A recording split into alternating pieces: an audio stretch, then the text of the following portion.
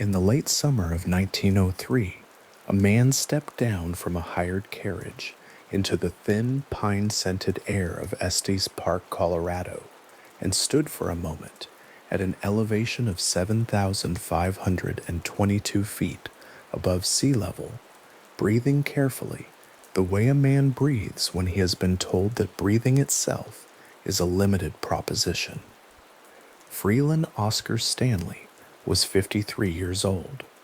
His physicians in Massachusetts had diagnosed him with tuberculosis and had told him, in the clinical language of the era, that the disease was likely to finish what it had started.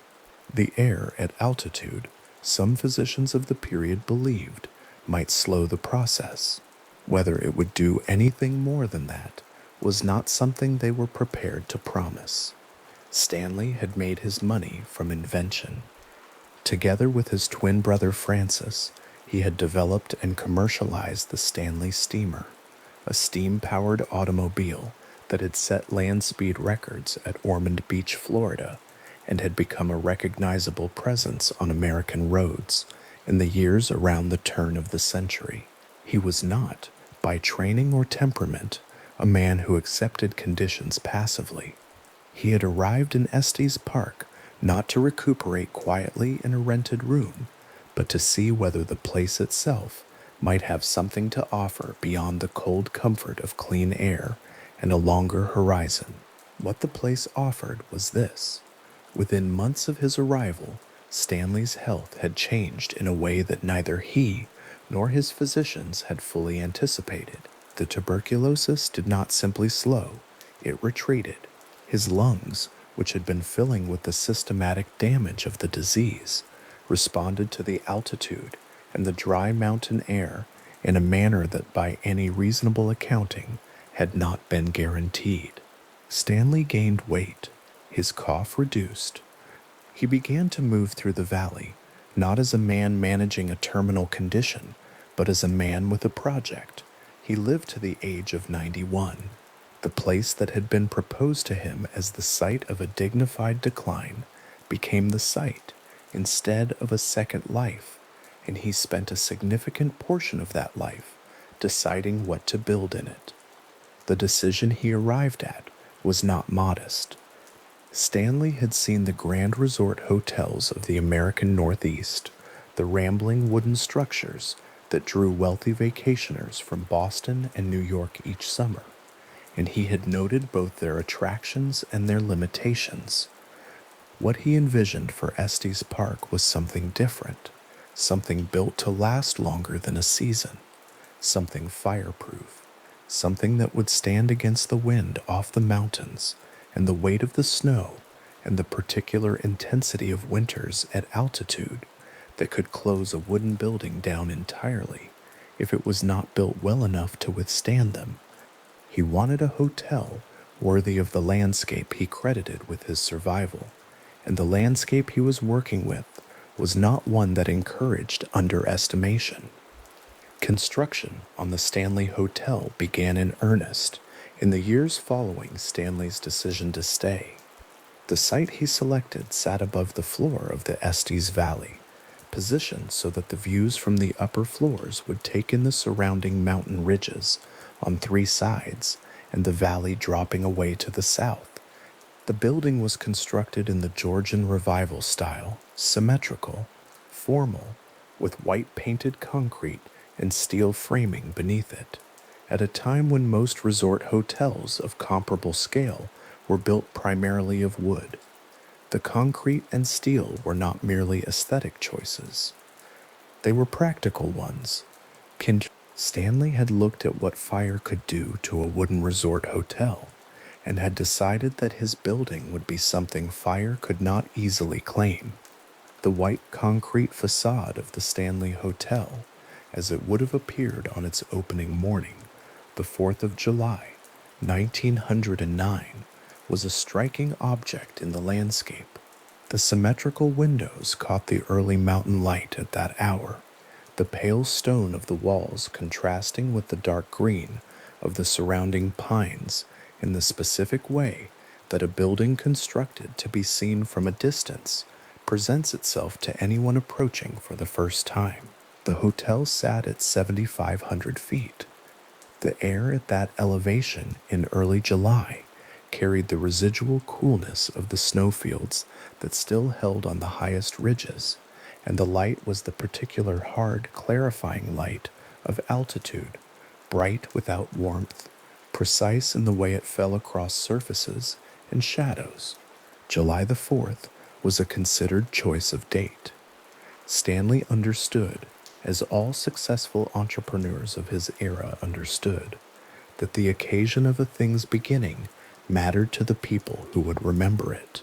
A hotel that opened on Independence Day in 1909, in the first decade of the 20th century, in a landscape as vast and self-sufficient as the Colorado Rockies, was making a statement about what kind of place it intended to be. Not a temporary season's accommodation, a permanent fixture, a destination that would accumulate its own history in a location already old enough to make any human presence feel recent. The guests Stanley wanted required a means of reaching the hotel that was itself an experience worth having. The nearest railway depot was in Lyons, Colorado, some 30 miles from Estes Park by road, and the road between them climbed steadily through the foothills, winding through canyon passages and along ridgelines in a manner that made the approach to the valley feel earned rather than incidental. Stanley solved the problem of this approach by deploying his own fleet of Stanley steamer mountain wagons to transport guests from the Lyons depot up through the foothills to the hotel. The journey was not hidden or apologized for. It was offered as part of the resort's identity, the steam rising from the engine in the thin morning air, the passengers arranged among their luggage in the open wagon, the mountains growing larger and more specific ahead of them as the vehicle climbed. A man who had made his fortune building steam-powered vehicles was not going to let the approach to his hotel be managed by someone else's horses. The Stanley steamer wagons were, by the standards of the period, remarkable vehicles. They were also entirely within Stanley's domain of expertise. The mechanical logic of a steam-powered automobile was something he had spent the better part of 2 decades refining, and the mountain roads of the Colorado foothills were conditions that tested every element of that logic. The wagons made regular runs between Lyons and Estes Park throughout the summer season, carrying industrialists and politicians and socialites from the trains that brought them west from Boston and New York. The guests who stepped down from the wagons and looked up at the white concrete facade of the Stanley Hotel for the first time had already been softened by an hour or more of mountain road, the thin air working on them before they arrived. The scale of the landscape, doing something to the ordinary assumptions of city living that no lobby could entirely replicate. Inside the hotel, Stanley had installed amenities that were considered extraordinary for a remote mountain location in the early years of the 20th century. The Stanley Hotel generated its own electricity from an on-site power plant, a practical necessity in a location too remote from any municipal grid to rely on outside supply, but also a statement of self-sufficiency that matched the character of the building itself. Indoor plumbing with hot and cold running water was available throughout the hotel, a provision that required its own engineering solutions at altitude and at a distance from established infrastructure. The rooms on the upper floors had views that made the practical details of their plumbing and lighting feel incidental. What the guests remembered, and what the travel accounts of the period recorded, was the mountain air through an open window on a July evening, the valley floor far below, the ridgelines still holding their last light, while the lower country had already gone into shadow.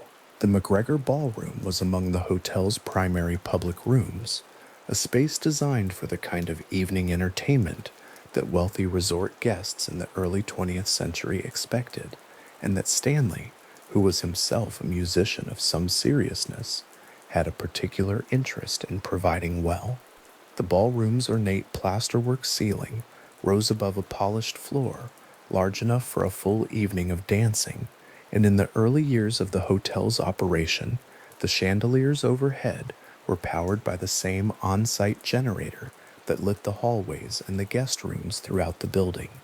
The sound of the generator was, in those years, the sound of the hotel functioning, a steady, low presence beneath the music and the conversation, the mechanical fact that made the evening possible. The guests who filled the Stanley Hotel's rooms in those first seasons arrived from the world of the American Gilded Age and its long aftermath, industrialists whose fortunes had been made in manufacturing and finance, politicians traveling with the particular case of those accustomed to being accommodated, socialites for whom the social geography of a summer hotel was as precisely mapped and as carefully navigated as anything they managed in their city lives. They came for the air officially. They came for the mountains, for the recreation, for the particular social permission that a resort hotel at sufficient remove from home offered. They came because Stanley had built a place worth the journey, and the journey itself had been made into something worth undertaking. The hotel adapted to the changes of its first 2 decades with the particular flexibility of a property whose fixed costs were high enough to require continuous management. When Prohibition took effect in 1920 under the 18th Amendment, the hotel's bar service was curtailed along with every other licensed establishment in the country, and the revenue that alcohol had contributed to the hotel's operations was withdrawn at the same moment that the post-World War I economic adjustments were beginning to make themselves felt across the American resort industry. Stanley and his management team shifted emphasis toward the natural scenery, toward the recreational programming that the mountains offered in abundance, toward the particular appeal of the altitude and the clean air and the long views that no city hotel could provide as a substitute. It was an honest reorientation. The mountains were still there, the air was still there, the views from the upper floor windows still did what they had always done in the evening light. The financial pressures of that period were real and not fully manageable through programming changes alone.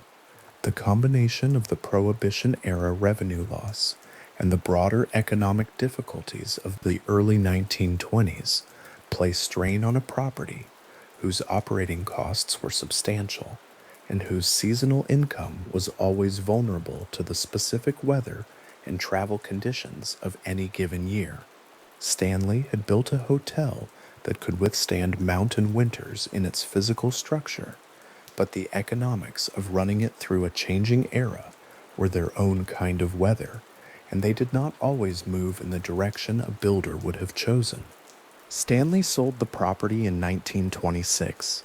He was in his mid-70s by then, more than 2 decades removed from the man who had stepped down from a hired carriage in Estes Park, with his physician's diagnosis still fresh, and the mountain air filling his damaged lungs for the first time.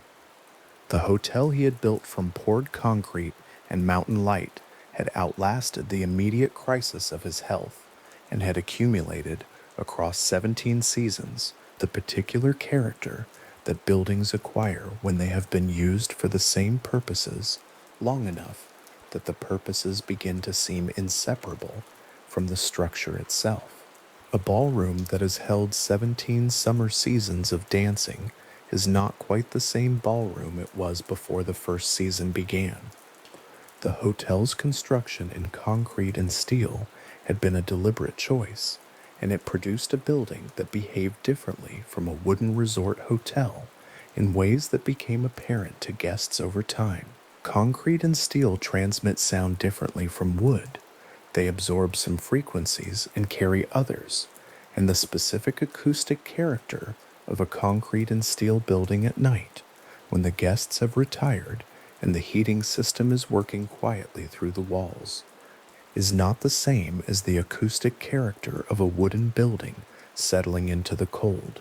The corridors of the Stanley Hotel at night produced a particular quality of silence, not the absence of sound, but a specific kind of sound management in which the outside world, the wind off the mountains, the temperature dropping through the night, registered at a distance, filtered through solid walls that had been built to hold. It is worth sitting with that image for a moment, not as anything other than an architectural observation, but as the specific kind of observation that Stanley's building makes possible. He had come to Estes Park as a man his physicians had written off, and he had decided to build something that would last. The concrete he poured would not rot. The steel beneath it would not warp.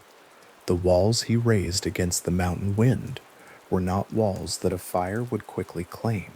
He was building a place that would persist, and the persistence he was building for was not abstract. It was the same quality he had found in the mountain air itself, the same quality that had reversed a terminal diagnosis and given him 40 more years in which to build things. FOPO. It won wadri every sprediking, the prospecture, because dreed bound to lidi.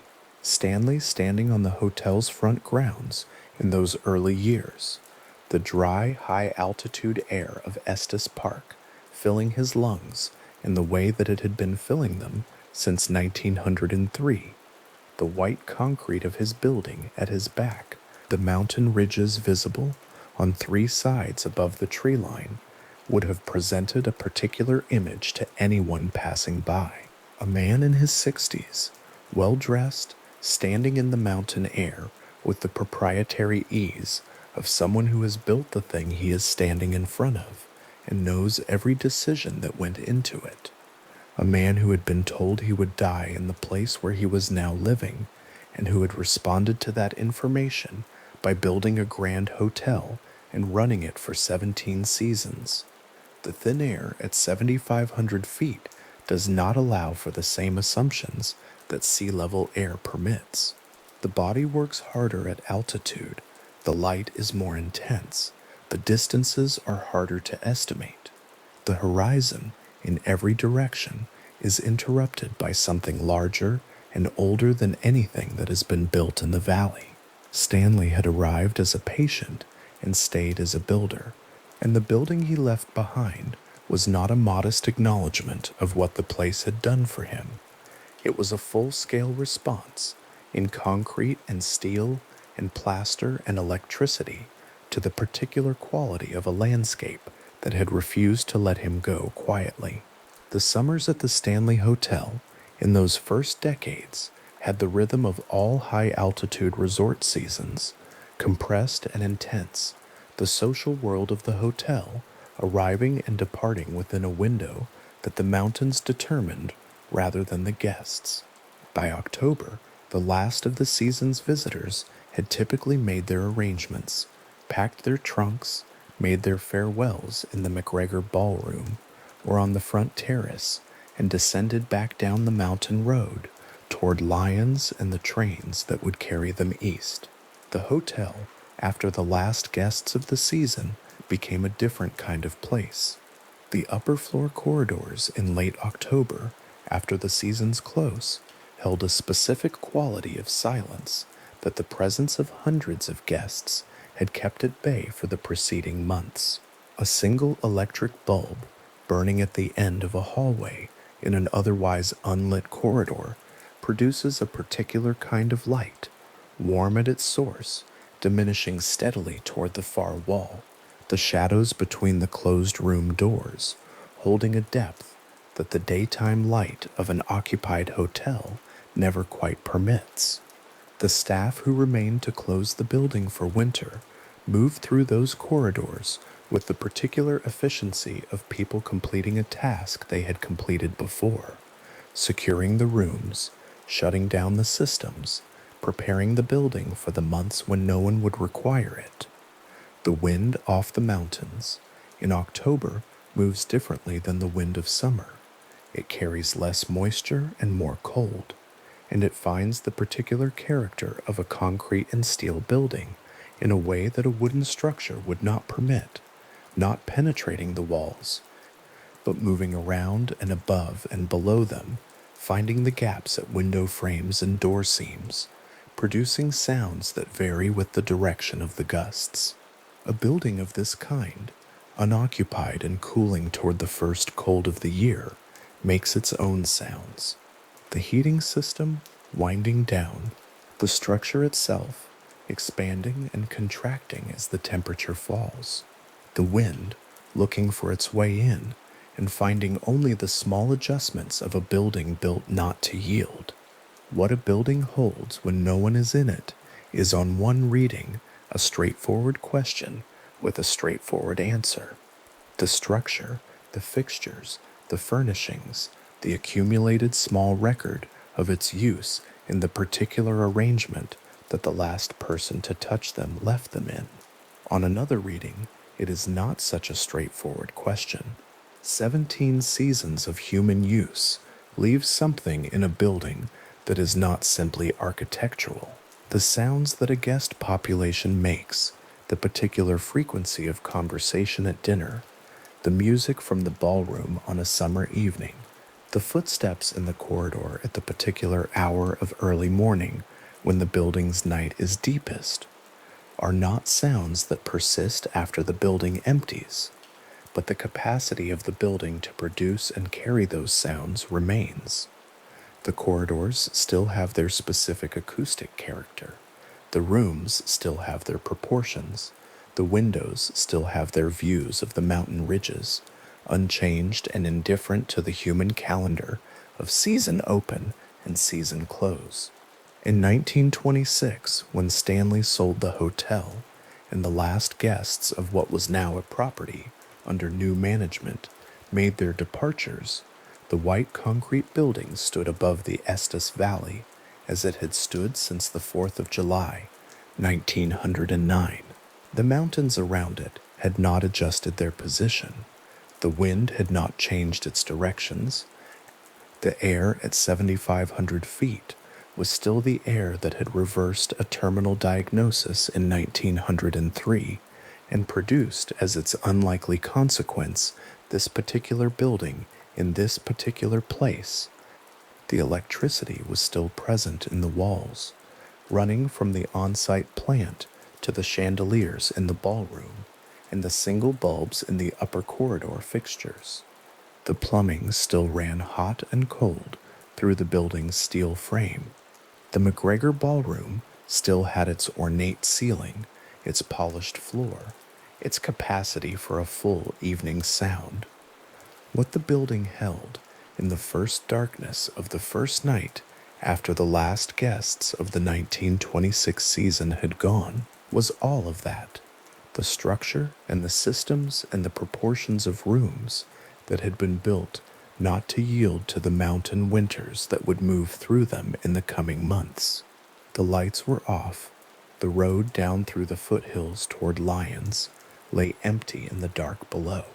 The wind came off the ridges in the way it came in October, cold and particular, and moved through the space around the hotel's concrete walls without finding anything to move through. The building stood in the dark above the valley as it had been built to stand, intact and permanent and empty, holding the specific and patient quality of a place that has been made to persist. The question of what a building holds when no one is in it is perhaps the wrong question to arrive at too quickly, or to answer too cleanly.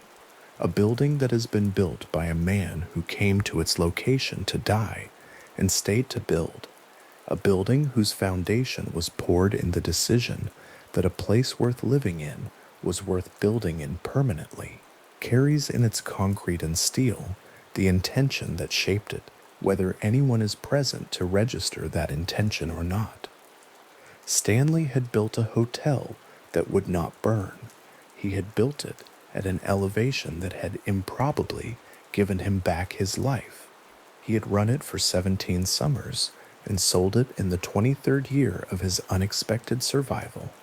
And when the lights went off in October of 1926, and the building stood empty above the valley in its first cold winter silence, what it held was whatever a building holds that has been built with that much conviction in a place with that much space around it. The mountains on three sides, the valley dropping away below, the hard clarifying light of altitude, waiting in the east for a morning that would come, whether anyone was inside the building to see it or not. The white concrete walls held the dark, the wind moved around them, the season had closed, and the hotel stood in the closing with the particular stillness of a thing that has been built not for a single purpose or a single season, but for the longer, slower persistence that its builder had calculated in the high mountain air and decided to trust. The building was empty. It was also, in every sense that concrete and steel and the intention of a careful builder can make something entirely present above the Estes Valley in the first deep quiet of the 1926 mountain winter. The Stanley Hotel stood and held its silence and waited as buildings built to last are always waiting for whatever comes next. Room 217 sits on the second floor of the Stanley Hotel's main building, positioned along the south face of the structure where the windows face outward toward the mountain landscape. The ceilings are high, genuinely high, in the way that early 20th century construction understood height as a form of hospitality, a gift of space above the head. The Georgian Revival molding runs along the upper perimeter of each wall, its plasterwork detailed and unhurried, the kind of ornament that takes skilled hands and real time to produce, and that no one would think to include in a room intended to be temporary. The windows, when the curtains are drawn back, offer the mountain dark, the particular darkness of high-altitude Colorado at night, where the sky carries more stars than most visitors from lower elevations have learned to expect, and the tree line below the ridge holds its shape against the lighter field of the sky, like something cut from black paper. This is the room as it stands. This is the room as it has stood, in all its essential dimensions and proportion, since the hotel received its first guests in the summer of 1909. The floor plan of that second story puts room 217 at a particular remove from the lobby's activity. A guest who has made the short climb from the main staircase and found the room's door along the corridor arrives in a space that feels separated from the building's communal life, not isolated, but held slightly apart, the way a good room should feel.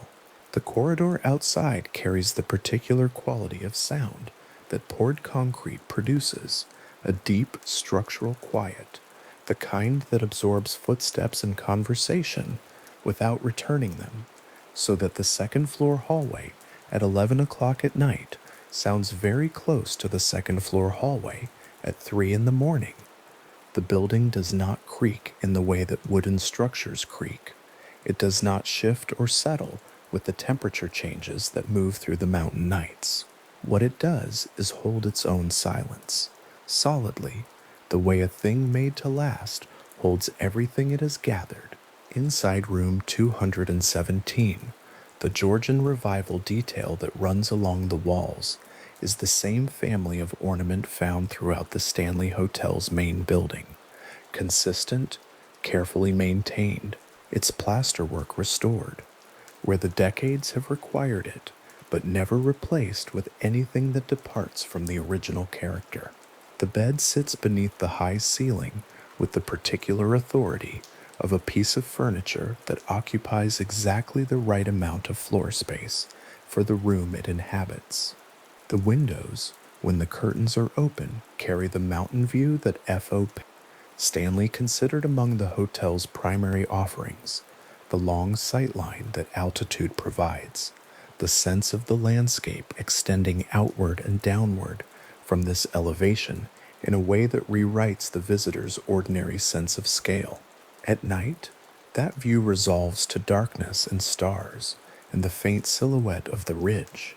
During the day, it is wide and clear and full of the particular blue that the Colorado sky produces above 7,000 feet. This is the room's geography. This is the room's character. Before anything else is said about room 217, it is worth knowing what it actually is: a second floor superior king room in a Georgian Revival hotel built from poured concrete and steel in the early years of the 20th century, its windows facing the mountains, its ceilings offering that gift of height, its walls holding the plasterwork that a careful builder put there more than 100 years ago. The room is real, its proportions are real, its molding and its windows and its high ceiling and its view of the mountain dark are all real, documented, measurable things. The room is a room. That is where the story of room 217 begins. In 1911, 2 years after the Stanley Hotel opened its doors, a housekeeper named Elizabeth Wilson entered room 217 carrying a candle. The date is recorded in the hotel's historical accounts, and the basic sequence of what followed has been consistent across the sources that have preserved it. Wilson was performing one of the routine duties that housekeeping staff were required to complete: checking on the gas lighting fixtures that the hotel used in addition to its electrical system, ensuring that the fittings were functioning and that the room was properly prepared. She carried a candle because the room was dark and the gas had not yet been lit, and that candle was an ordinary working tool for the purpose she had come to perform. She crossed the threshold into room 217, with the small flame moving in the draft from the open door, the room waiting ahead of her in the dark. What happened next was the result of accumulated gas from a faulty connection in the lighting fixture. Gas that had gathered in the room before Wilson arrived, invisible and without odor to warn her of its presence. The open flame of her candle reached the accumulated gas. The explosion that followed was significant enough to collapse the floor beneath her, and Elizabeth Wilson fell through to the ceiling of the McGregor Ballroom on the floor below. The McGregor Ballroom, which occupies a large portion of the first floor of the Stanley Hotel's main building, is a grand space, its ceiling ornamented with the same period plasterwork that runs through the rest of the building, its floor polished and wide, its proportions designed for the full attendance of a resort hotel at the height of its season. Wilson came through the ceiling of that room from the floor above in the early morning hours of an ordinary working day in the second year of the hotel's operation. She survived. The documented account is clear on that point. Wilson survived the explosion and the fall, sustaining broken ankles from the impact and burns to her hands and arms from the ignited gas. These were serious injuries by any measure, the kind that required medical attention and significant recovery time, and that would have taken an ordinary housekeeper out of commission for months. What the hotel's historical record also preserves is F.O. Stanley's response. He personally paid for Wilson's medical treatment, and he retained her position at the hotel after her recovery. The accounts that record this detail characterize it without elaboration. It is presented as a fact of Wilson's employment history and of Stanley's management of the property, set down alongside the other facts of the incident, without additional interpretation. Wilson's name survives in the historical record because of what happened to her in room 217 in 1911, and because of what the hotel did for her after it happened. The McGregor Ballroom's ceiling, restored and maintained in the years following the incident, carries no visible trace of the morning the floor above gave way. A visitor standing in the ballroom today and looking up at its ornate plasterwork overhead would see nothing that recorded the event, no patch or seam, no variation in the ceiling's surface that marks the place where the explosion opened the floor of room 217 into the room below. The restoration was thorough. The building absorbed the incident and continued. Wilson recovered and returned. The hotel went on receiving its guests, and room 217 went back to being what it had been before, a second-floor room with high ceilings and mountain views and Georgian Revival molding along the walls, prepared each day by the housekeeping staff for whoever was next to sleep in it. The room continued this way for decades. Guests arrived, slept, departed. The Stanley Hotel moved through the shifts and pressures of the 20th century. Prohibition, economic strain, changes of ownership, the long fluctuations of resort hospitality in a remote Colorado mountain town, and room 217 continued to be made up, turned over, occupied, and vacated in the ordinary rhythm of a working hotel room. The incident of 1911 passed into the hotel's institutional memory, the way events of that era tend to pass, documented in records that were not primarily meant to be read by anyone outside the building's management, preserved in the way that useful facts about a property are preserved, without expectation of the attention they might eventually receive. In the fall of 1974, a writer named Stephen King and his wife Tabitha arrived at the Stanley Hotel near the end of the season. The hotel, by that point in October, was operating with a reduced staff and a diminished guest population. The summer visitors and the early autumn travelers had come and gone, and the hotel was moving into the quiet, attenuated days before it would close for winter. King and his wife were among the last guests of that season. They were given a room on the second floor. They were given room 217. King has described the hotel as he found it in accounts given over the following decades, nearly empty, its corridors amplified by the absence of the guests who normally filled them, the building's concrete and steel construction returning his footsteps to him in the particular way that a large, mostly unoccupied structure returns sound. The hotel's heating system was running, ticking through the walls as the temperature outside dropped with the mountain evening. The staff was preparing to close the building for the season, a process of systematic shutdown that leaves a hotel feeling like itself and not itself at the same time. The furniture in place, the rooms made up, the lights burning in the corridors, but the human density that fills a working resort almost entirely gone. King has said the atmosphere of the building on that visit was unlike any hotel he had stayed in before.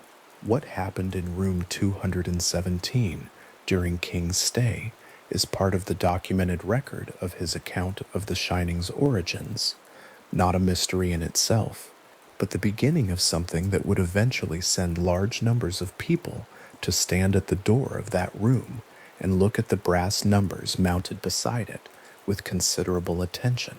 King experienced a dream during his night in room 217. The dream involved his young son, a hotel corridor, and a sequence of imagery that King has consistently described as vivid and complete, the kind of dream that arrives with the organizational coherence of a story rather than the fragmented quality of ordinary sleep. By his own account, he woke from it in the middle of the night and reached immediately for something to write on, not wanting to lose the material before it faded. The Shining was published in 1977, 3 years after that night. Its central architecture, the isolated mountain hotel, the winter closure, the child whose sensitivity to the building's history becomes the narrative's hinge, was substantially formed by King's account in the hours and days following that stay in room 217, the fictional Overlook Hotel, where the novel takes place, draws from the Stanley's physical character in ways that anyone familiar with both spaces has consistently noted: the long hallways, the period detailing, the ballroom with its ornate ceiling, the sense of a building that is most fully itself when it is emptied of ordinary human traffic. The McGregor Ballroom, in particular, its proportions and its ornament, the quality of its silence in the early morning hours, before any staff have entered it, mirrors the gold room of the novel's Overlook with a closeness that is not coincidental. King was in this building. He walked its corridors. He slept in one of its rooms. The novel carries that residue. Room 217 is available for standard booking at the Stanley Hotel. This is a fact of the hotel's current operation, plainly stated in its reservation system and its marketing materials, and it is a fact that carries some weight when considered against the room's history. A guest who wishes to sleep in room 217, in the same second-floor room where Elizabeth Wilson carried a candle in 1911 and where Stephen King lay awake reaching for paper in 1974, may do so by booking far enough in advance. The room is consistently cited in travel journalism and in the publications that document paranormal tourism in the United States as among the most requested single hotel rooms in the country. Peak season reservations extend months ahead of arrival. The room's availability on any given night during the summer and early autumn is not reliably assumed. The reasons guests give for wanting to stay in room 217 are various. Some arrive because of King's novel or because of the 1997 television adaptation filmed on the hotel's actual grounds, or because of the broader cultural inheritance of The Shining as a text, the way it has entered the vocabulary of American fiction deeply enough that students encounter it in university courses, that its imagery has passed into a general cultural shorthand for a specific kind of dread that the novel itself handles with more precision than most of what it has influenced. These guests come to the room for the literary connection, the biographical curiosity of sleeping, where a dream became a book. Others arrive because of accounts they have read or heard, accounts that describe specific things happening in room 217 during the night. These accounts exist across platforms: the hotel's own review system, travel sites, paranormal investigation records, media interviews with guests who felt that something in room 217 required description. The accounts share certain consistent features, and those consistencies have been noted by researchers and writers who have examined the room 217 record across its accumulated years. The details will be described in full, and they are worth understanding in their specificity, because the specificity is what gives them their odd, quiet weight. But before those accounts are approached, the room deserves one more moment of consideration as simply itself, the physical place, the measurable space, the room that all of those accounts were generated inside of. Room 217, second floor, south face of the main building, high ceilings, Georgian Revival molding, windows facing the mountain landscape, which at night is dark and starred and carries the particular quality of altitude, the sense of the sky being closer, the horizon being wider, the air being something that acts on a person's body in ways that are noticeable but difficult to name. The room has been maintained in a condition that preserves its early 20th century character, which means that a guest arriving today walks into something that is recognizably continuous with the room that received its first guests more than 100 years ago. The proportions are the same. The plasterwork is the same family of ornament. The windows offer the same direction of view. It is the same room in the ways that matter most to the sense of a room as a place. This is not incidental. The fact that room 217 is genuinely old, not renovated into modernity, not updated out of its original character, is part of what the room offers its guests, whatever they have come to find there.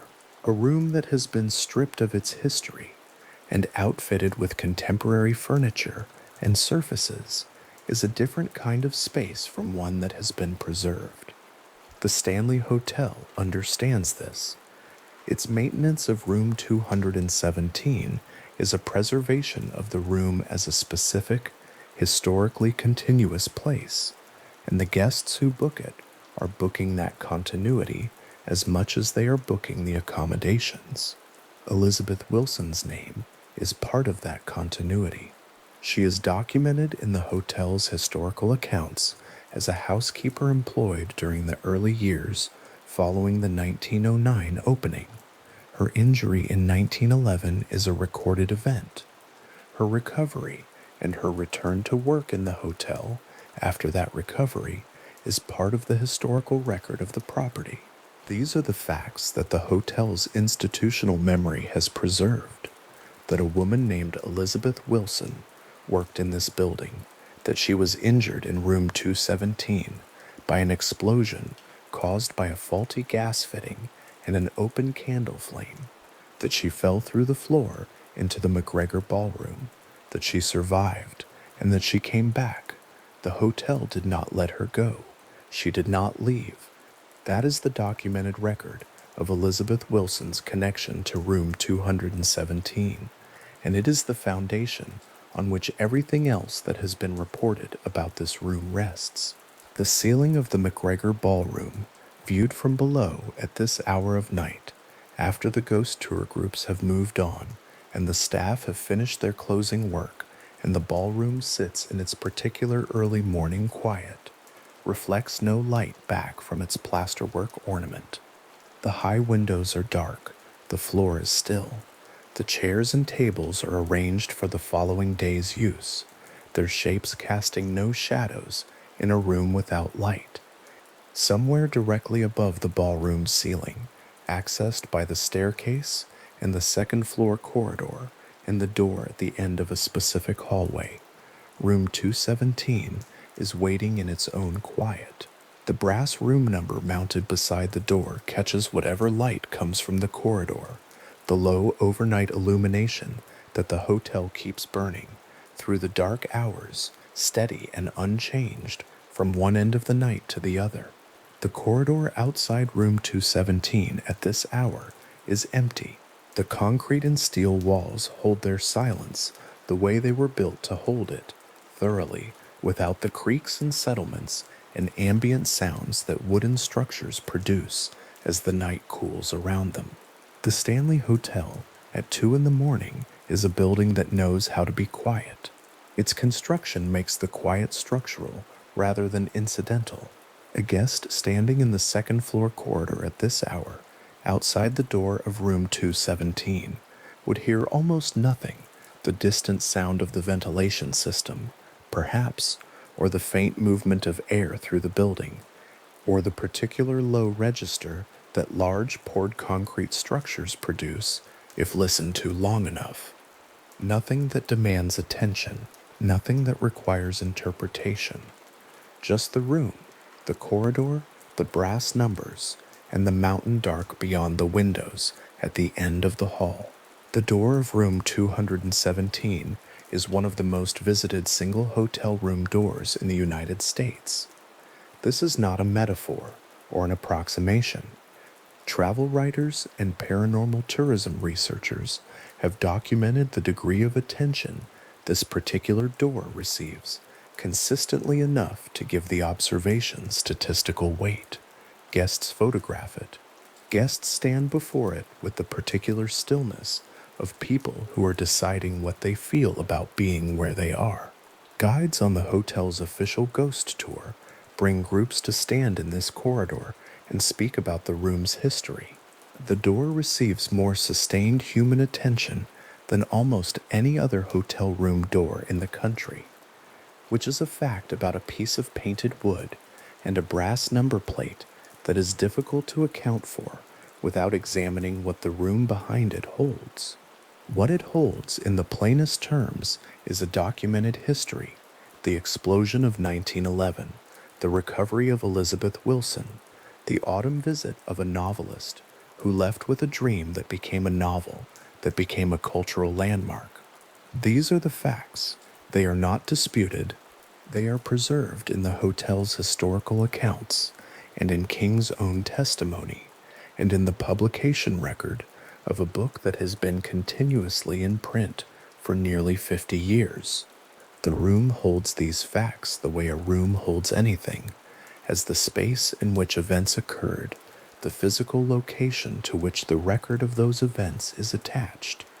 It holds something else as well, according to a consistent body of guest accounts that spans several decades and that shares enough specific detail across sources to merit careful attention.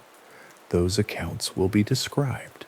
The specificity of what witnesses have reported in room 217 during overnight stays is the kind of specificity that rewards patient reading, and the pattern that emerges from the accumulated record is notable. But the accounts belong to the room they were generated in, and the room has been established now as a real place with a real history and a real door with a real brass number mounted beside it at eye level in a real second-floor corridor. That is the ground the accounts rest on. The brass of the room number has dulled slightly with age, the particular patina that metal develops in a humid and well-trafficked environment over the course of many decades. The dulling is not uniform. The edges of the numbers, where cleaning has been most consistent, hold more of the original brightness. The centers are softer, deeper in tone, carrying the accumulated touch of the years in their finish. This is not a detail that most visitors to room 217 would notice consciously. It is simply there, the small physical evidence of time passing against a surface, the way that all surfaces in a building that has been standing since 1909 carry the record of their years in the texture of their materials. The room number has been mounted beside this door for long enough that its metal has developed a character. The room behind it has been receiving its guests for long enough that it, too, has developed a character. What that character is and what it consists of is the question that brings so many people to stand in this corridor and look at this door with such particular attention. The door is closed at this hour. The corridor is quiet. The mountain dark presses against the windows at the far end of the hall, and the low overnight lighting holds its steady, unchanged illumination along the length of the second-floor passage. Somewhere in the McGregor ballroom below, the plasterwork ceiling is overhead in the dark, its ornament invisible without light. The space where the floor gave way in 1911, long since repaired, and indistinguishable from the rest of the surface. Somewhere in the hotel's records, Elizabeth Wilson's name is preserved alongside the date of her injury and the fact of her return to work. Somewhere in the publishing record, the novel that began in a dream in this room continues to be read by people who have not yet arrived at this door. The door of room 217 is one address in an American hotel. The brass numbers beside it are slightly dulled with age. The corridor in which it sits is empty and quiet and built to remain so. And the room behind it is, according to the best available documentation, among the most requested places to sleep in the United States, booked months in advance by people who want to spend a night inside a specific history, or who have read a specific novel, or who have encountered the specific accounts that have been generated in this room over the decades, and who have decided that the room is worth the cost of a reservation and the drive up the mountain and the climb to the second floor and the particular quality of attention that a room with this much recorded history requires of a person who steps into it and closes the door behind them. The door sits in its frame. The brass numbers carry their years in the finish of their metal. The corridor behind a visitor, standing in this hallway, at this hour extends in both directions in the low, steady light, empty and still, and built of materials that hold their silence well. This is where the documented history of room 217 places anyone who has followed it to its source, outside an ordinary looking door in an ordinary looking corridor on the second floor of a hotel that has been standing in the Rocky Mountain foothills since 1909, one of the most visited, most written about, most specifically requested single rooms in the country. The door is closed, the room is waiting, and the brass numbers beside it, dulled to that particular soft patina by the passing of more than 100 years, catch the hallway light in the low, undemanding way that they have caught whatever light this corridor has offered them through every hour of every night since this building first opened its doors. The fall had come to Estes Park by the time Stephen King and his wife Tabitha arrived at the Stanley Hotel. The season was ending. The trees along the road from Lyons had already turned, and the higher slopes above the hotel were stripped bare by the October wind, the stone faces of the mountains showing through where the last color had fallen. The hotel itself was standing as it always stood, its white concrete walls catching the gray afternoon light, its long row of windows facing outward across the valley. But the parking grounds were nearly empty, and the flag above the entrance moved in the cold air without anyone below it, watching it move. Inside the corridors were the corridors of a building built to hold several hundred people that was holding almost none. The Stanley Hotel's construction poured concrete and steel framing, walls several inches thick, produces a particular quality of silence in its hallways when the occupancy drops low. Sound does not travel easily through concrete. What travels instead is the awareness of sound's absence, the way the corridor ahead of a person walking through it seems to offer nothing back, no voices from behind closed doors, no movement on the stairs, no human texture in the air at all. In the fall of 1974, with the season closing and the staff reduced to a skeleton crew making their preparations for winter, that quality would have been acute. The building was doing what large empty buildings do.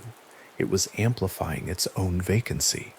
King has described the experience of arriving to find the hotel so close to empty in several interviews across the years, and the detail he returns to is not the architecture or the mountain view, but the quality of the quiet itself. The way the hotel's size worked against its emptiness to produce something that felt less like peace than like the aftermath of occupancy. The specific sense of a space designed for human presence, holding the shape of that presence after the people had gone. They were assigned room 217. The room sat on the second floor of the main building, its windows facing outward toward the mountain landscape, its high ceilings and Georgian revival molding giving it the proportions of a space that had been built to impress guests of a particular class in a particular era. In late October, with the heating system running through the walls and the light outside already fading by mid-afternoon, the room would have had the quality of a well-made interior pressed against weather. The mountains were out there. The valley was out there, widening below the hotel grounds. Inside, the room held its corners in the lamplight, and the corridor beyond the door held its long symmetrical silence, and the rest of the hotel was almost entirely still. King has said that he and Tabitha were among the very last guests of the season. The dining room served them in an otherwise empty space. The staff they encountered were completing the kind of methodical work that hotels undertake when they are preparing to close, inventory, maintenance, the quiet administrative tasks of putting a large building to sleep for a season. There is a peculiar social texture to being one of the final guests in a hotel at its close. The ordinary performance of hospitality becomes something slightly different, a little more legible, a little more like what it actually is, a handful of people maintaining the forms of a full operation in a building that has already begun its long seasonal quiet. He went to sleep in room 217 that night in 1911. That is an error the record does not make, and neither should this narration. King went to sleep in room 217 in 1974. The year belongs to the story. What he found when he closed his eyes in that room, in that nearly empty building, in the last week of October, at an elevation of 7,522 feet above sea level, with the wind working through the structure and the heating system ticking in the walls, was a dream. King has described the dream in interviews, and he describes it with the specificity of someone who wrote it down before it could dissolve, which is precisely what he did. In the dream, he watched his young son Danny, their son, who was at that time 3 years old, being chased through the corridors of a hotel. What was chasing him was a fire hose.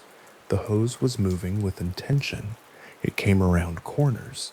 It pursued.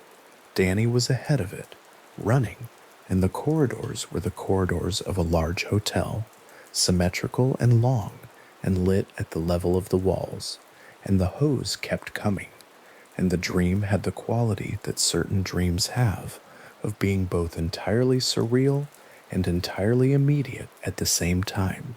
The rules of the image bent, but the urgency of it, absolute and felt. King woke from the dream and reached for paper. He has said this with some consistency in the years since, that the dream was so fully present when he surfaced from it, that he wrote as much of it down as he could before the images could recede.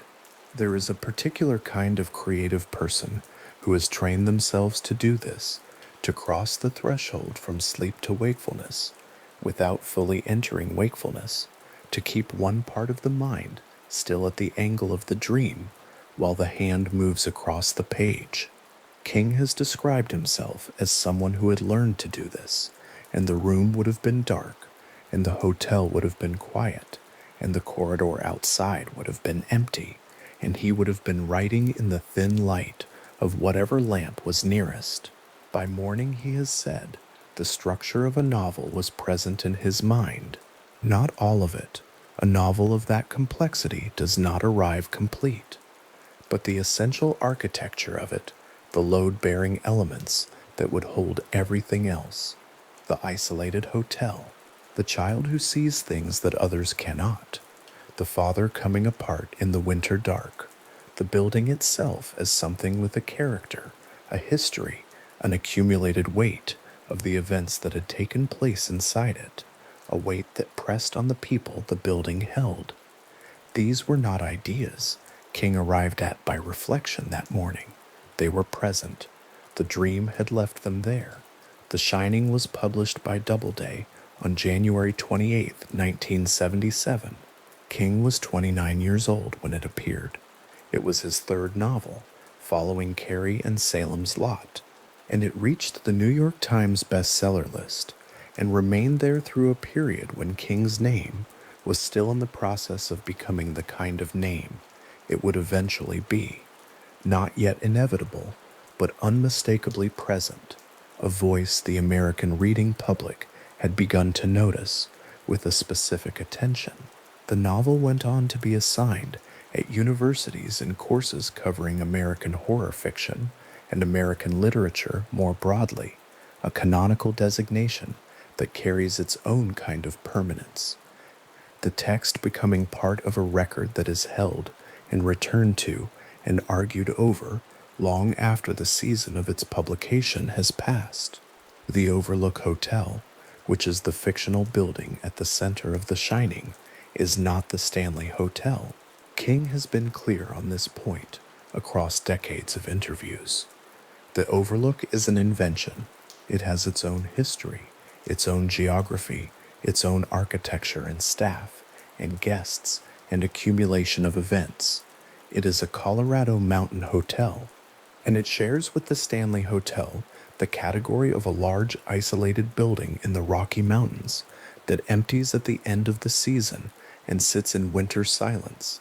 But the Overlook is a work of fiction, and the Stanley is a building that stands at the end of a specific road in Estes Park, Colorado, and has stood there since 1909. The relationship between them is not one of correspondence. It is something more like the relationship between an experience and what the experience generated, the real place going in one direction and the imagined place going in another, both of them still standing.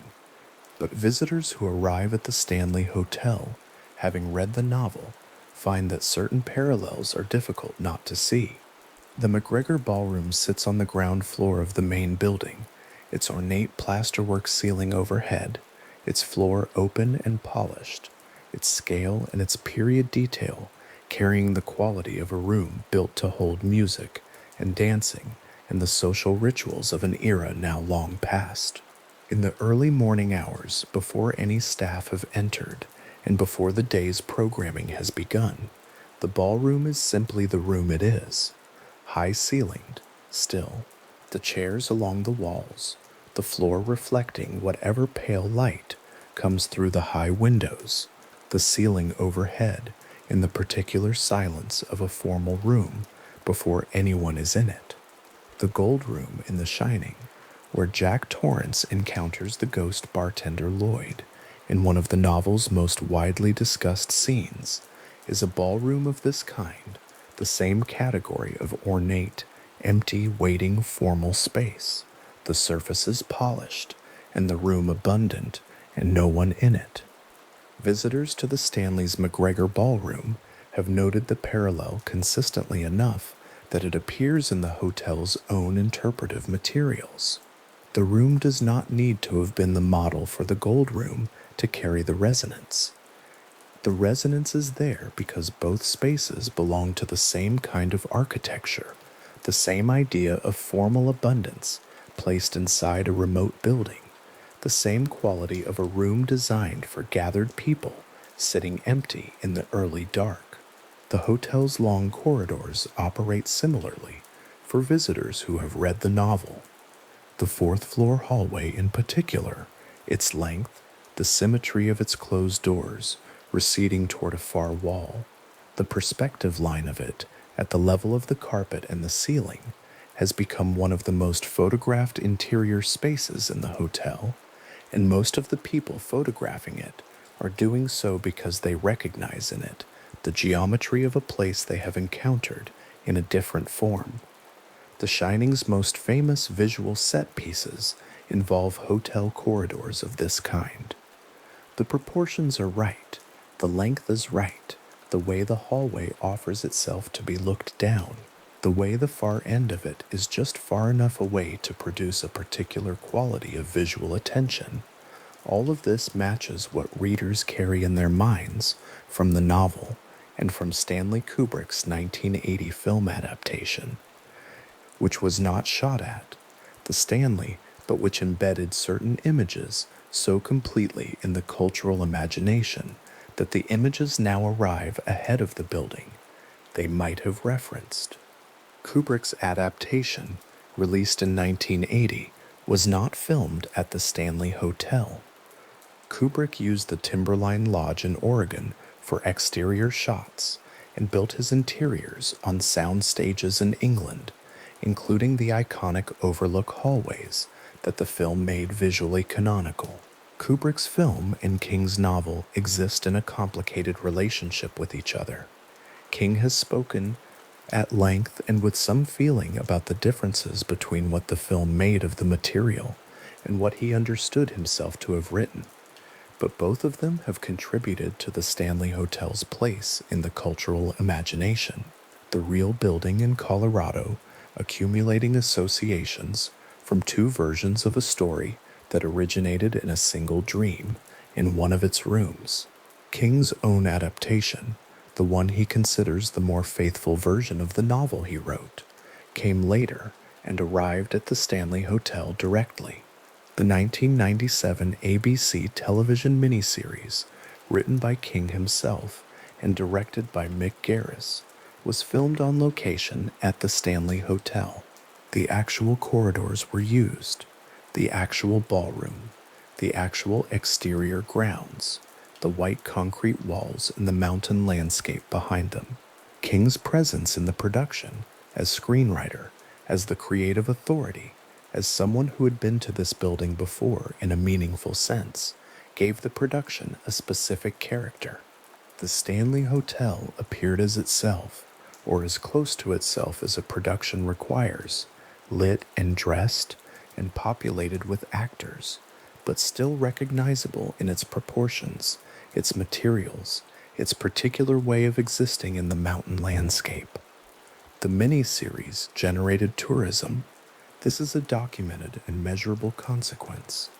Hotels that appear in productions of sufficient visibility attract visitors who want to occupy the physical space behind the image, and the Stanley Hotel following the 1997 broadcast became a destination for people who had seen the production, people who had read the novel, and people who were interested in the specific chain of events that connected a dream in room 217 to a book, to a film, to a television production, and back to the building where the chain had started.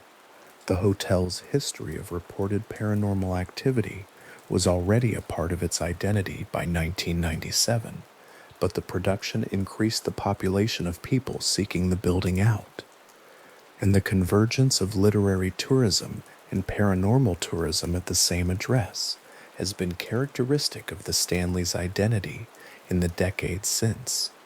There is a quality to the hotel in the period just before sunrise that King, had he been awake to observe it in October of 1974, would have found familiar from what his dream had shown him. The building at that hour is neither fully dark nor fully lit. The heating system is running. The concrete walls hold the temperature of the night, releasing it slowly as the outdoor air begins its slight pre-dawn shift. The corridors are empty. In October of 1974, they were almost certainly entirely empty of guests above the first floor, and the electric light at that hour does what electric light does in large, quiet corridors. It makes the space look slightly more deliberate than it does in ordinary business hours, slightly more arranged, as if the hallway is presenting itself for someone who has not yet arrived. King was 27 years old when he arrived at the Stanley Hotel in 1974. He had published one novel, Carrie, which had appeared earlier that year, to sufficient success to mark him as a writer of commercial consequence, if not yet of the cultural stature he would eventually occupy. He was working. He and Tabitha were traveling. The stay at the Stanley appears in the biographical record as the kind of stay that does not announce itself as significant while it is happening, a late-season booking at a nearly empty hotel in the Colorado mountains, a room with high ceilings and Georgian molding, a dining room serving 2 people in a space set for 200, the autumn dark coming down early outside the windows, and then sleep, and then the dream. The novel that came from the dream is at its structural center a story about a building. Not only a story about a building, it is also a story about a father and a son and a marriage and the way certain kinds of damage move through families across generations. But the building is what makes the other things possible. Jack Torrance's disintegration requires a specific kind of container, a place that is isolated and enclosed and has a history that the characters can feel without fully understanding, a place that seems to operate on the people inside it in ways that are difficult to attribute cleanly to either psychology or the supernatural. The Overlook Hotel is a pressure vessel. The Stanley Hotel in October of 1974, with its winter quiet beginning to settle through it, and its corridors empty, and its electricity running from its own on-site systems, and the wind off the mountains working through the structure. The Stanley Hotel was, in however partial a way, that kind of container. A building with enough history and enough physical mass and enough stillness to press on a person sleeping inside it. This is not a claim about the paranormal. It is an observation about architecture and atmosphere and the conditions that produced a work of fiction. A large building at low occupancy in October has particular qualities. The Stanley Hotel has particular qualities: its construction, its elevation, its distance from the nearest town, its long history of filling and emptying with the seasons. King was a writer who had learned to pay attention to the texture of the spaces he occupied. He arrived in a building that had a great deal of texture. He went to sleep and dreamed a dream that the hotel's texture, in some combination with everything else inside him, all the reading and the watching and the working and the living, had perhaps organized, or perhaps only released, and he woke in the early morning with a novel in his hands. The Shining's title came from a John Lennon lyric.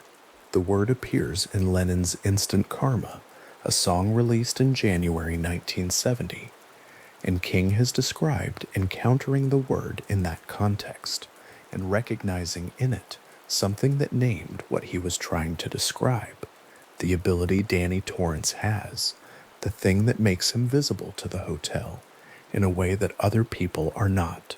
The title arrived separately from the dream. The dream gave the story its structure and some of its most vivid imagery. The title came from somewhere else, from a word heard in a different context that clicked into place beside the images the dream had left. This is how certain works of fiction accumulate themselves, not in one movement, but in several, materials from different sources converging at the moment of composition into something that reads when it is finished, as if it had always been the shape it is. A first edition copy of The Shining appeared in January of 1977 with a doubleday cover, the author's name below the title, the book entering a market that received it well. Readers found in it the things that readers find in novels that succeed: a world that feels specific and inhabited, characters whose interior lives are accessible without being transparent, a situation that escalates according to its own internal logic.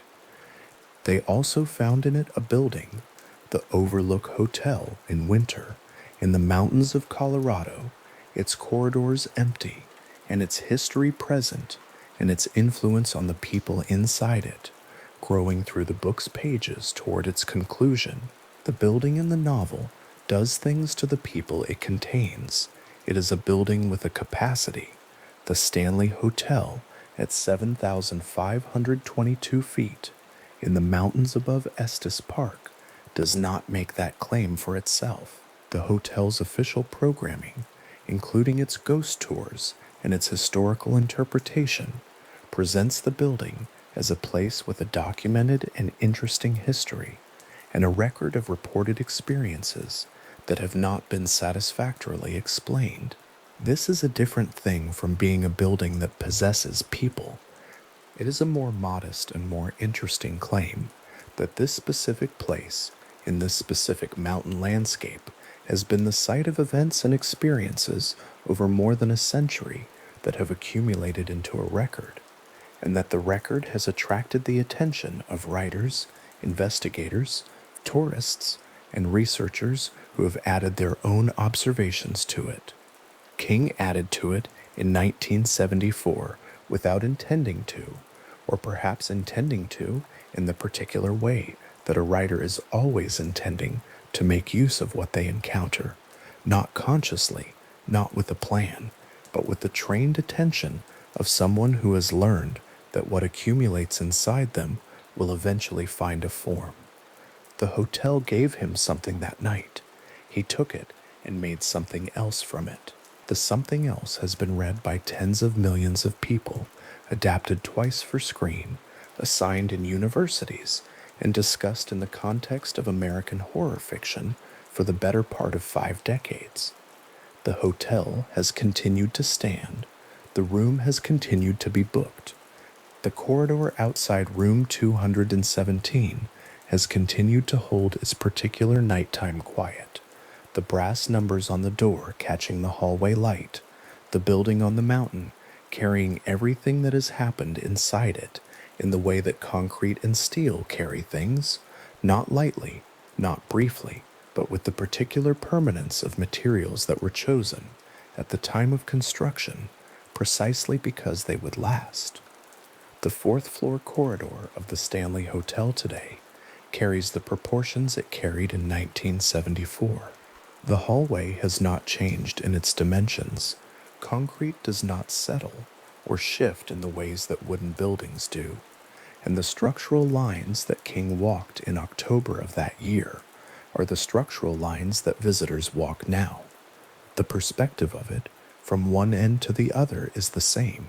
The quality of the light along the wall is the same quality, the same relationship between the ceiling height and the lamp placement that it has always been. Visitors who arrive having read the novel and then stand at one end of that corridor and look toward the other end find themselves in a specific relationship with the space, not the relationship between a reader and a fictional hallway, but the relationship between a person and an actual place that a fictional hallway was built from, or was built near, or was built in proximity to, in some way that is not quite correspondence, and not quite coincidence, and not quite anything that has a clean name. The novel is finished. The dream that produced it was finished by morning, the images written down before they could dissolve, the structure of the story, present by the time the autumn light came through the windows of room 217, and the mountain showed itself above the valley, and the nearly empty hotel began, whatever it did in those late season mornings, the few remaining staff moving through the downstairs corridors, the heating system still running in the walls, the season ending its long slope toward the first snow. King checked out. He and Tabitha drove back down the mountain road, toward Lyons, toward the railway, toward wherever they were going next. Behind them, the Stanley Hotel stood, as it had stood since July of 1909, its white walls against the mountain sky, its rooms emptying toward their winter quiet. The fourth floor hallway the same length it had always been and would continue to be.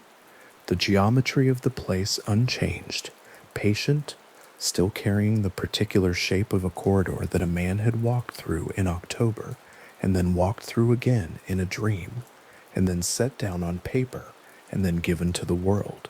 The fourth floor of the Stanley Hotel is narrower than the floors below it.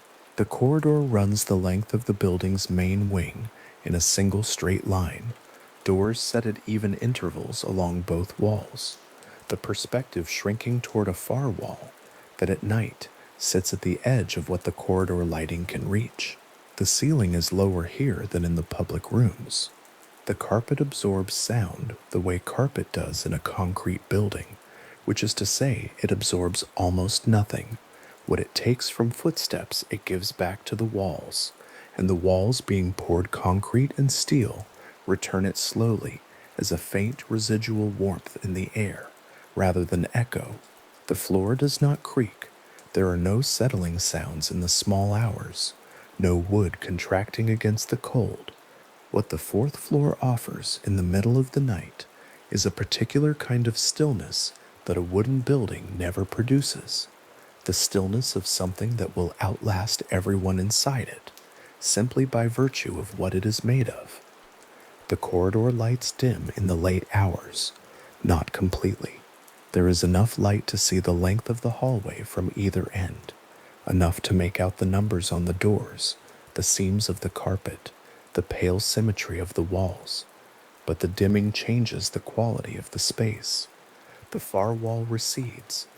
The distance between where a person stands and where the corridor ends becomes harder to judge, the perspective line softening in a way that the eye keeps trying to correct and cannot. This is not unusual for a long corridor at reduced lighting. It is simply how this particular hallway behaves at this particular hour, and it is worth holding that in mind as the witness accounts are considered, that the space itself, before anything else is introduced, has a quality that the people who move through it tend to notice and remember. The reports began before the hotel had a ghost tour. This matters as a contextual detail.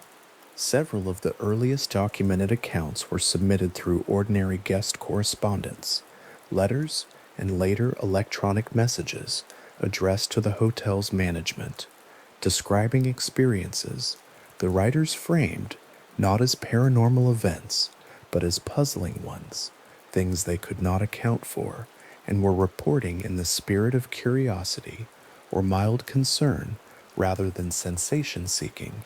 The earliest of these predate the hotel's formal programming around its reputation by years in some cases. Paranormal investigators who have reviewed the record have noted this independence as one of the features that makes the fourth floor accounts worth examining carefully, since a body of testimony that predates a well-publicized framework cannot be as easily attributed to that framework as testimony gathered afterward. What the accounts describe, taken together, follows a pattern close enough to be considered consistent. The figures reported on the fourth floor are children. They appear, in the preponderance of testimony, to be a boy and a girl, both young, somewhere between perhaps 6 and 10 years old by the physical descriptions offered, and they are described not as threatening or distressed, but as children behaving the way children at play behave, moving, stopping, occupying a space as though it belongs to them. One of the earlier accounts, recorded in the hotel's own historical documentation, comes from a staff member who reported encountering the boy in the fourth floor corridor during a period when no families were registered at the hotel, and who described the figure as entirely ordinary in its appearance until the moment it was no longer there. The figure did not move away. It did not pass through a door. The staff member's account simply records that it was present and then was not, and that the corridor was otherwise exactly as it had been. The account carries the flat, practical tone of someone describing something they observed and found they had no language for. The clothing described across multiple witness accounts has been noted for its consistency. The boy is described, in the majority of reports, as wearing a white shirt and dark trousers, an outfit that several witnesses independently characterized as old-fashioned in the specific sense of looking like clothing from early or mid-20th century photographs rather than the current period. The girl is described in a period dress, the cut and style of which witnesses have placed variously across several decades of the last century without agreement on the specifics, though the consensus is that neither figure appears to be dressed in contemporary clothing. These descriptions have been repeated by witnesses who gave accounts independently of one another over a span that covers several decades. None of the reported figures appeared wet or injured or in any visible distress. Witnesses have consistently described them as behaving like children who simply belong where they are, which several investigators have noted is among the more quietly disconcerting aspects of the accounts, since it removes the conventional distance that distress or strangeness of manner would otherwise provide. Staff members who have worked extended tenures on the upper floors of the hotel have produced a small but notable subset of the record. 2 former employees interviewed separately in accounts cited in paranormal research documentation related to the hotel reported having seen the same figure, the boy in the white shirt, on more than one occasion over the course of their employment, always in the fourth floor corridor, always during hours when the hotel's records confirmed no children were registered. One of these accounts describes the employee's second sighting in terms that are interesting for their specificity. The figure appeared in the same position in the hallway where it had appeared on the first occasion, standing near the far wall beneath the corridor's last light fixture, And on the second occasion, the employees stood and watched it for what they estimated as several seconds before it ceased to be present. The employee's account includes the detail that on this second occasion, they felt no alarm, only a steady, unresolved attention, the kind a person brings to something they are trying to understand. The fourth floor hallway at 3 in the morning holds a quiet that is not precisely silence. There is the building's own thermal regulation, a low movement of air through the ventilation that at this hour is the primary sound in the corridor, a sound closer to breathing than to mechanical function. There is occasionally the sound of wind from outside pressing against the concrete shell of the hotel, which does not flex under it, but transmits it as a low, barely audible resonance in the walls. The elevator at the end of the far corridor sits idle, its doors closed, its interior dark. The stairwell door is closed. Every room door is closed. The corridor holds its even row of closed doors in both directions, each one identical in its proportion. And the effect at this hour is of a space that has been sealed from the rest of the hotel's activity without becoming separate from it. Still connected to the building's systems, still warm, still lit, but in a suspended state that carries its own distinctive character. Among the most consistently reported experiences on the fourth floor is one that guests have described with a specificity that investigators have found difficult to attribute to atmospheric suggestion alone. Visitors who have retired to their rooms for the night and entered sleep have reported being woken by sounds at their door, knocking, and in some cases the lighter, more ambiguous sound of scratching. The knock described is not the sound of an adult knocking in the customary way. It is smaller, lighter in pressure, placed lower on the door than a standing adult's hand would naturally fall. Guests who opened their doors in response to this sound found the corridor empty. The immediate visible length of the hallway, in both directions, contained no one. More than one account records the guests stepping into the corridor and walking its length before returning to their room, finding all doors closed, no one visible at either end, the stairwell and elevator both showing no sign of recent use. The hotel's own records have been cited in multiple paranormal research publications as corroborating a specific aspect of these door accounts. On several occasions when guests reported to the front desk that they had been disturbed by a child knocking at their fourth floor room, the duty staff were able to confirm that no children were registered on that floor, and in some cases that no children were registered in the hotel at all on the night in question. These confirmations were made in real time by staff consulting the same guest register that was in use for the hotel's ordinary operations. The accounts are not reconstructions. They are records made at the moment the experience was being reported by people whose job was to know who was in the building. The investigation of what produced the sound was not established. The absence of any registered child was. It is worth sitting with what that record contains and what it does not. The hotel's guest register confirms who was present. It does not establish what produced the sounds. Those are two separate things, and the distance between them is exactly the distance that makes the fourth floor accounts interesting, rather than simply puzzling. Something produced sounds that multiple guests, across multiple years, described in consistent terms: small, low on the door, occurring in the middle of the night. What produced those sounds is not documented. The register records the absence of an obvious human source. It does not record the presence of anything else. The gap between those two facts is where the accounts live, and where they have lived for the better part of a century. The Ghost Hunters investigation of the Stanley Hotel aired in 2006 on the Sci-Fi Channel as part of the long-running series hosted by the Atlantic Paranormal Society's investigative team, known as TAPS. The investigation was conducted over the course of a single overnight stay at the hotel, with cameras placed at multiple locations, including the fourth-floor hallway.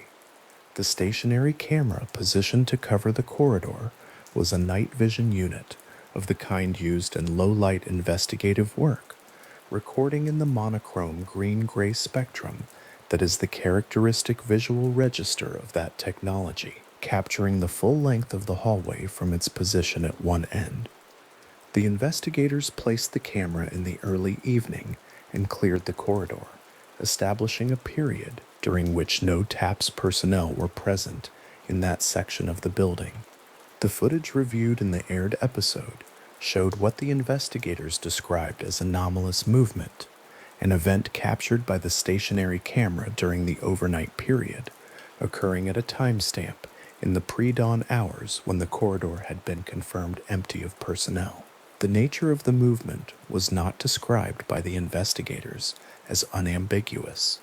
What the camera captured was, by the account of the investigators reviewing it, consistent with the physical displacement of something in the hallway, movement that the recording registered and that the investigators were unable to attribute to the camera's own mechanical operation, to temperature fluctuation, or to the movement of any known personnel.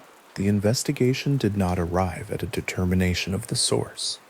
The footage was presented as part of the evidentiary record of the location, not as proof of any particular interpretation of what the location contains. It is the nature of stationary camera footage from investigations of this kind that it produces more questions than it resolves. The technology records what passes through the frame. It does not record what produces the passage. The monochrome image of an empty corridor at 2 a.m. is, under ordinary circumstances, an image of nothing in particular. A long, pale hallway, the closed doors, the dim corridor light at the far end reflected in the carpet in a narrow stripe. When that image changes in a way the investigators cannot account for, the record holds the change. What the change represents has not been established, and the investigation did not claim otherwise. What the TAPS episode contributed to the fourth-floor record was not a conclusion, but an additional point of documented attention, one more occasion on which something in this corridor resisted ordinary accounting. The figure described by witnesses as appearing at the far end of the hallway has been reported on more than one occasion as stationary.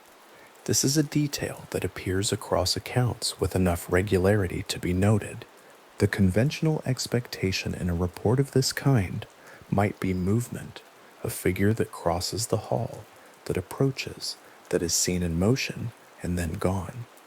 What many witnesses have described instead is stillness. The figure at the far end of the corridor, standing in the low light under the last overhead fixture, not moving toward the witness, not moving away, present in the way that something is present when it is simply occupying a space. Several accounts describe the figure standing in this way for a period the witness estimated as several seconds long enough to be observed, to be recognized as a human shape in child-sized proportions, to register the white shirt against the pale corridor wall. And then the figure is no longer there, not having moved, not having receded, simply having ceased to be present in the space where it was a moment before. The word that multiple witnesses have used in describing this disappearance is not vanished, with the dramatic implication that word carries. The word that appears in the accounts, in one formulation or another, is simply gone, present and then not present, occupying the space and then not occupying it. The quality described is less like a theatrical disappearance and more like the cessation of something, a light switched off, rather than a person walking out of a room. Some witnesses have described this quality as more quietly strange than a visible departure would have been, because a visible departure would have resolved the experience into something with a beginning, a middle, and an end. What they described instead had a beginning and a middle and no end, a figure standing, and then a corridor empty, and no transition between the two states to account for the change. There are accounts from the fourth floor that do not fit the category of apparition reports, accounts that describe not visual experience, but auditory and kinetic ones, belonging to the category of experiences investigators classify under the broader heading of physical phenomenon. Several guests staying in fourth floor rooms have recorded waking in the night to the sound of movement in the corridor that bore the specific quality of children at play. Running footsteps lighter than adult ones, the occasional sound of something that some witnesses described as laughter or calling, brief and indistinct, already trailing away before the listener was fully awake. These accounts follow the same pattern as the door-knocking reports, in that the guests who investigated found the corridor empty. The sounds, as described, were not loud. They did not carry the weight of alarm. What witnesses described was the experience of lying awake, in the dark, and hearing something that seemed, for the duration of the sound, entirely ordinary. Children running in a hotel corridor, late at night, as children do, and then turning out not to be ordinary at all. It is worth paying attention to the way in which witnesses have characterized the atmosphere of the fourth floor in their accounts, separate from the events themselves. A number of guests who reported specific experiences, the figure, the sounds, the knock at the door, have also made note of a quality in the corridor itself that they observed before any event occurred. The quality described varies in its formulation from one account to another, but the consistent underlying description is of a space that seems at night to contain more than the present, not in any dramatic sense, not with the charged quality of a place that frightens by its nature, more in the way of a room where a gathering has recently ended, a residual impression of presence, a quality of the space having been inhabited a moment ago, more densely than it is inhabited now. Several witnesses have described standing in the fourth floor hallway before a tour, before any account had been given to them, and having the sense of a room recently vacated. This is not an uncommon perceptual experience. It is, however, a consistent one in the reports associated with this particular corridor, and investigators have noted as worth holding alongside the more specific accounts. The Ghost Hunters episode that documented the fourth floor investigation contributed a particular category of evidence to the record, not the dramatic footage that the program's format sometimes prioritized, but the simpler and in some ways more useful record of investigators spending a full night in the space with instruments and coming away without an explanation for what their instruments had recorded. This is, from the standpoint of evidentiary reasoning, a limited but genuine contribution. The absence of explanation is not proof of anything. It is, however, a documented failure of ordinary accounting, a record of the space resisting the investigative frameworks brought to it, which is consistent with the character of the witness accounts across the longer record. The fourth floor is the hotel's highest occupied floor. Above it, the building narrows toward its roof structure, and the sounds of the mountain wind are more present at this elevation than on the floors below. Not dramatically, but perceptibly, a low register of outdoor air movement that the building's concrete construction transmits, rather than blocks at this height. At night, with the corridor dimmed and the rooms quiet around it, the hallway exists at a kind of boundary between the occupied warmth of the guest rooms and the open cold of the mountain outside, between the building's ordinary hospitality functions, and whatever the documented record of this floor suggests is also present here in some form that has not been established. That boundary quality is not unique to the fourth floor of the Stanley Hotel. Many old buildings have upper floors that feel different from the floors below for architectural and atmospheric reasons that have nothing to do with reported phenomena. The fourth floor of this building is notable because the documented record of guest and staff experience here is consistent over a period of time long enough to be considered a pattern, and because that pattern has been produced by witnesses who had no contact with one another and in many cases no prior knowledge of the floor's reputation. The ghost tours that currently operate through the Stanley Hotel on most evenings of the year designate the fourth floor hallway as one of their primary stops. A guide leads a group of between 10 and 20 visitors through the hotel's public spaces and along designated sections of the upper floors, pausing at locations where the documented record is concentrated. At the fourth floor corridor, the guide's standard practice is to present the witness accounts, the figures in old-fashioned clothing, the sounds at night, the empty hallway after the knock at the door, and then to stop speaking. This is a deliberate choice by the hotel's tour programming. The guide stops speaking to allow the space to be experienced without narration, on the understanding that the fourth floor hallway at night communicates something about its own character that description supplements but does not improve upon. Visitors stand in the dim corridor and feel the quality of the space, and what they feel is, by their own accounts, consistent with what previous visitors have described. A long, still, concrete-walled hallway that holds its silence in a specific way, and holds something else that is harder to name. The tours do not manufacture this experience. The guide speaks, then stops. The corridor is exactly what it has been on every other evening. The same carpet, the same closed doors, the same dim fixtures, the same far wall receding toward its own shadow. Visitors stand in it and make of it what they bring to it. But the consistency with which visitors describe having the same quality of response to the space, the same sense of a room not quite as empty as it appears, is itself a part of the record, one that sits alongside the specific accounts and neither confirms nor contradicts them. It simply adds one more layer of documented attention to a place that has been receiving documented attention for a very long time. The 4 in the morning hour in the fourth floor corridor is an hour that most of the hotel's guests will never experience directly. They are asleep by then. The building around them is quiet. The corridor outside their doors is empty of any movement that the guest register accounts for.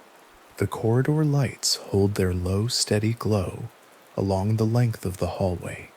The camera at the far end, the one that has been positioned there during investigation periods, but which in quieter times is simply a point in the space where no camera is, watches or does not watch the empty hallway as the night moves through its slowest hours. What the fourth floor record holds in its totality is this: a pattern of witness accounts spanning several decades, consistent in their specifics, produced by observers who were in the space at times when the hotel's own records confirm the absence of an obvious human source for what was described. The accounts describe children. They describe the behavior of children at play, which is to say behavior that is unhurried and incidental, not directed at the observer in any purposeful way. They describe a corridor that at night seems to have retained something from an earlier period of its occupation, not dramatically, not threateningly, but in the patient and unresolved way of a place that has had a great deal of time to become fully itself. No satisfactory explanation for the fourth floor accounts has been offered. The hotel does not offer one. The investigators who spent the night here with their equipment did not offer one. The guides who stopped speaking in the middle of the corridor and let the space be experienced by the people standing in it are not offering one. What they are offering is something simpler and, in its own way, more honest: the documented record of a place, held without conclusion, in the full and patient acknowledgement that some things in the record do not resolve. The hallway continues. The doors remain closed. The carpet holds its faint warmth in the silence. The corridor light at the far end throws its pale stripe across the floor, and the perspective line of the ceiling and walls meet somewhere beyond the edge of what the light can reach, at a point where the building ends and whatever it contains simply continues, as it has continued through every hour of every night for well over 100 years. After a ghost tour group moves through the fourth floor and descends to the floors below, the guide's voice carrying back up the stairwell for a moment before the door closes on it, the corridor returns to itself. The quality of the space does not change when people leave it. This is one of the things witnesses have noted. The hallway feels, in the accounts, like a place whose character is not dependent on observation. It does not require an audience for whatever it holds to hold it. The closed doors line the walls. The dim light illuminates the carpet in its long, even stripe. The night vision camera at the end of the hall, when it has been positioned there, records the empty space in its patient, unblinking green-gray, recording the hallway as it is, and recording whatever else, if anything, the hallway contains. The timestamp on the recording advances through the small hours. The corridor does not change in any way the camera's frame registers, or it changes in a way that the investigators, reviewing the footage in the morning, find that they cannot account for. The difference between those two outcomes is the difference between an unremarkable night and a data point in the record. Both have occurred on the fourth floor of the Stanley Hotel. Neither has resolved into a final explanation. The recording continues. The hallway holds its silence. The night outside presses gently against the concrete walls of the building, and the walls, as they always do, hold. In the years after the Stanley Hotel opened its doors in the summer of 1909, the housekeeping staff moved through the building on a rhythm as regular as the turning of a clock. Rooms were prepared before the guests arrived. Rooms were maintained while the guests slept. Rooms were restored after the guests departed, the sheets stripped and remade, the towels folded, the surfaces returned to the condition in which they had been found. It was work that required both attentiveness and a certain invisible precision, the kind of precision that leaves no trace of itself, only the result, a room exactly as a room ought to be. Elizabeth Wilson moved through those early years of the hotel's life with what the historical accounts describe as a thoroughness that was noticed, the kind of thoroughness that earns a person's name in the record, rather than leaving them to dissolve into the general category of those who kept the place running. She knew the rooms, she knew the corridors, she knew the distance from the linen cupboard to the second-floor landing, the weight of a door held open against the mountain wind, the particular quality of the light that fell through the windows of room 217 in the morning, the view of the mountain landscape framed in the glass, the high ceilings overhead carrying the silence of a well-constructed building in the quiet hours before the guests had woken. Room 217 sits on the second floor of the Stanley Hotel's main building, its position above the McGregor Ballroom, making it one of the more distinctly located rooms in the house. The ceilings are high. The Georgian Revival molding runs along the upper walls in the manner of the building's period, a particular architectural character that the hotel has maintained in the room's presentation, so that the proportions feel continuous with the building's early years, rather than renovated away from them. The windows look outward toward the mountain landscape, and in the pre-dawn hours, when the sky above the Rockies begins its slow transition from black to the deep blue that comes before any visible light. The glass holds the last of the night against a darkness that goes on for a considerable distance before it reaches anything that could be called a boundary. The room has been available for standard booking since the hotel's operating years, offered as a premium-priced room on account of its character and its history, and it has acquired over the decades a particular density of documentation, not from any single event, but from the accumulated accounts of the people who have slept there, woken there, and left with something they found worth recording. Wilson worked in those rooms through the hotel's earliest seasons.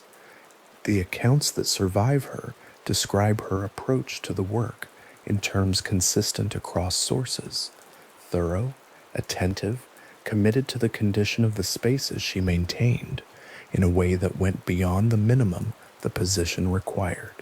When F.O. Pierk, your non frasi hero when F.O. Pierk, formidable for implying judenically pleasant with the bequap peep blind the cord poor.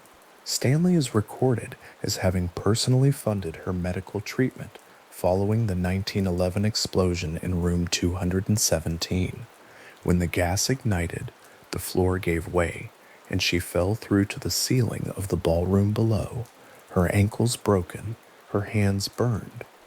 The historical accounts frame his response in terms that suggest the loss of Wilson to the hotel's operations would have been felt as more than a staffing inconvenience. She was, by what survives, someone whose absence from a room would have been noticed by the rooms themselves. She recovered from the explosion and returned to her position. She continued through the building on her regular rhythm. The history does not record when she left the hotel's employ, or when she died, or under what circumstances. What it records is that she was there, that she worked there with a particular quality of care, and that she maintained room 217 among the other rooms in her charge for the years of her employment in the building that F.O. Stanley had raised from the mountain landscape and filled with electric light. The accounts that have accumulated around room 217 over the decades since Wilson's employment are not accounts of a dramatic or alarming presence. They are, taken as a group, something more quietly notable than that. Guests staying in the room have submitted descriptions across several decades through the hotel's review platforms, through paranormal investigation records, through media interviews conducted in the context of the hotel's growing reputation, Bigatiwister, and through the oral accounts passed from visitor to visitor in the way that a room's story travels when the room has had time to develop one. What those accounts share, across the differences in the people who offered them and the years in which the experiences occurred, is a particular domestic quality. The room is not described as threatening. The room is not described as cold, or as producing a sense of dread, or as containing any presence that the witness understood as unwelcoming. What witnesses have described consistently and across a long period is a room that appears to have been attended to in the night. A guest sets down their suitcase. They sleep. They wake in the early morning light, or in the dark before the light, and find that the contents of the suitcase have been removed, folded, and arranged. The shirts are stacked. The toiletry bag has been placed on the bathroom counter with the items inside it organized in the manner of a room prepared for a new arrival, or for an arrival continuing into the next day, the attendant having come through while the guest slept to set things in order. The zippers of the bag are open where they were closed. The clothes are arranged with a care that the witnesses often note is more organized than the arrangement the guest would have produced themselves. It does not feel, in the accounts of those who have experienced it, like a disruption. It feels, in the word that several witnesses have reached for independently of one another, like service. The particular quality that makes the accounts worth sitting with is precisely the one that is not dramatic. A room where luggage is thrown open, where clothes are scattered, where the sense of the space is violated, that would be a different kind of account, and it would carry a different kind of weight. What witnesses describe in room 217 is not that. The suitcase has been unpacked, as though by someone who understood that unpacking a suitcase is the first step in making a guest comfortable in a room, and who completed that step in the night while the guest was sleeping, as though to spare them the small inconvenience of doing it themselves. The register of the reported activity is one of attentiveness. It is the register of someone who knew the work, who had spent years learning which details of a room make a guest feel cared for, and who continued that work without requiring either instruction or acknowledgement. Several guests who submitted accounts had taken the deliberate step of zipping their luggage fully closed before sleeping, in some cases as a test of what they had heard, and in others simply as a precaution that made sense to them given the room's reputation. They zipped the bag, they slept. The bag was opened by morning, the contents arranged beside it with the care that the other accounts describe. The quality that these witnesses note particularly, the detail they return to in their descriptions, is not that the unpacking happened, it is the manner in which it happened. The folding is careful. The organization of the items on the bathroom counter reflects an understanding of how such items are arranged for a guest's convenience. The work, in other words, does not suggest something operating without knowledge of what the work is for. It suggests something that knows the work very well. There is a further category of account that places the experience at a specific hour, the pre-dawn period. From roughly 2 in the morning through to 4 appears across the room 217 record with enough regularity to constitute a pattern.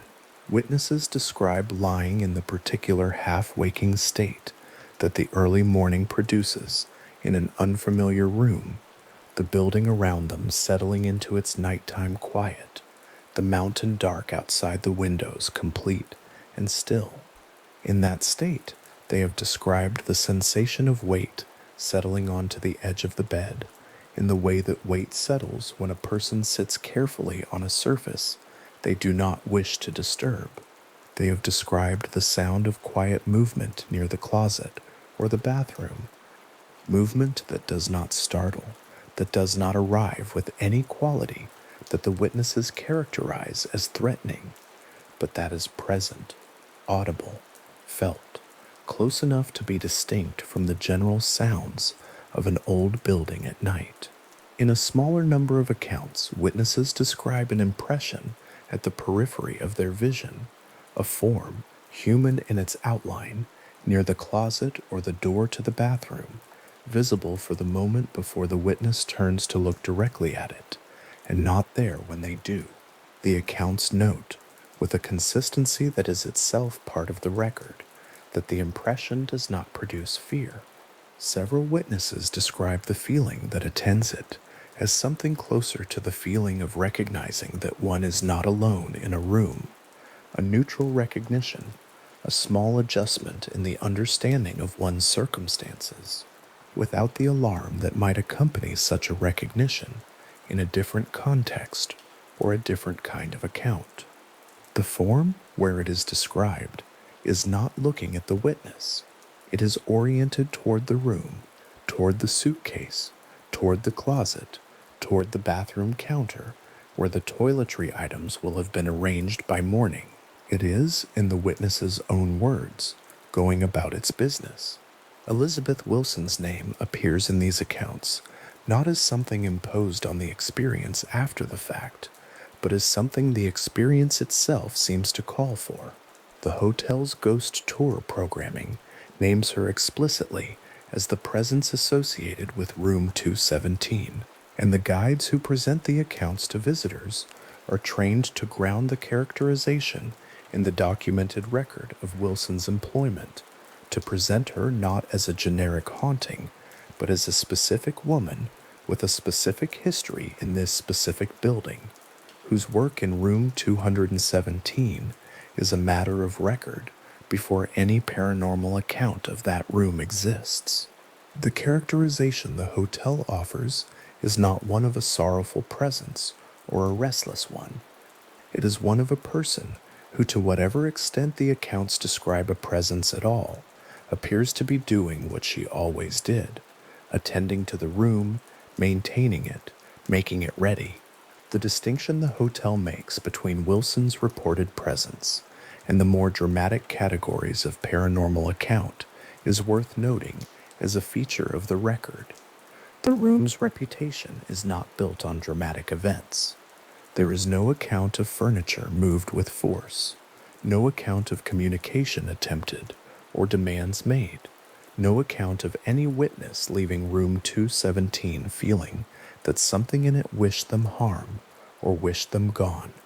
The record is built almost entirely on the domestic, on acts of arrangement and preparation and care that exceed what the room's circumstances explain by conventional means, and that carry within them the specific signature of someone who understood what a well-maintained hotel room ought to look like and worked to produce that condition. The strangeness, held at its simplest, is this: the room appears to be taken care of by someone who is no longer there in any way the record can confirm, and that someone appears to take care of it in the same manner they took care of it when they were. There is something in that simplicity that makes the room 217 accounts sit differently from accounts that arrive with more obvious drama. A dramatic account demands a response, belief or disbelief, alarm or dismissal, some active engagement with the question of what the experience means. The room 217 accounts, held in the register in which the witnesses consistently offer them, do not demand anything. They are offered in most cases with a quality of mild perplexity, the perplexity of a person who woke to find something had been done for them that they could not account for, and who found the doing of it thoughtful, and who found that the thoughtfulness was itself the part they could not resolve. The luggage was unpacked, the folding was careful, the items on the counter were arranged in the order a guest would find convenient. These are the facts of the experience as the witnesses report it. What produced those facts remains, across the full body of the room 217 record, an open question. Wilson's recovery from the 1911 explosion, the weeks she spent with her ankles wrapped and her hands still in her lap, the hotel operating in the floors and corridors below her while she waited to return to them, appears in the record only briefly, in a handful of historical accounts that note the fact of her survival, the fact of Stanley's provision for her medical care, and the fact of her return to the position she had held before the gas ignited. The accounts do not record what she thought about during those weeks of recovery. They do not record whether she was afraid, or impatient, or simply resting in the particular condition of someone waiting to return to work they know. What the record preserves is the practical outline. She was injured, she was cared for, she returned. The floor of room 217 was repaired. The McGregor ballroom ceiling, through which the morning light had come from the wrong direction on the day of the explosion, was restored to its proper condition. The hotel continued its season, and Wilson, when her ankles had healed and her hands had recovered enough to work, moved again through the corridors of the building she knew, back into the rooms she had been maintaining before the morning. The candle flame met the gas. The McGregor ballroom occupies the space directly below room 217. Standing in it now, looking up at the ceiling with its ornate plasterwork restored, there is no visible indication of the morning in 1911, when that ceiling briefly became a floor and a woman fell through it. The ballroom holds its original character, the period detail of its construction, the ornate quality of a room built for the kind of entertainment that the hotel's early guests expected, the resonance that an empty room of those proportions carries when no one is in it. The room above it, room 217, holds its own original character. The high ceilings, the Georgian Revival molding, the view of the mountain landscape from the windows. Between them, structurally, is the floor that was damaged in 1911 and repaired, the same floor across which Elizabeth Wilson continued to move in her regular rounds of the room for the years of her employment that followed her return from recovery. The accounts that place a presence in room 217 in the early morning hours describe movement near the closet and the bathroom, the areas of the room most associated with the work of preparing a space for a guest. They describe the quality of the movement as quiet, as unhurried, as purposeful, in the way that the movements of someone who knows a room well are purposeful, not searching, not uncertain, but oriented by a familiarity with the space that does not require adjustment or hesitation. The witnesses who describe the impression at the periphery of their vision, the form near the closet, the figure that is no longer there when looked at directly, consistently note this same quality. Whatever they perceived was not exploring the room, it was working in it. The orientation of the impression in the accounts that describe it is always toward the room's surfaces and contents rather than toward the witness lying in the bed. The bed, once its occupant has settled for the night, appears to be treated as a space already managed, already attended to, and the room's other contents as what remains. There is a further witness account in the room 217 record that appears across a small number of independent reports, distinct enough in its quality to note separately from the luggage accounts.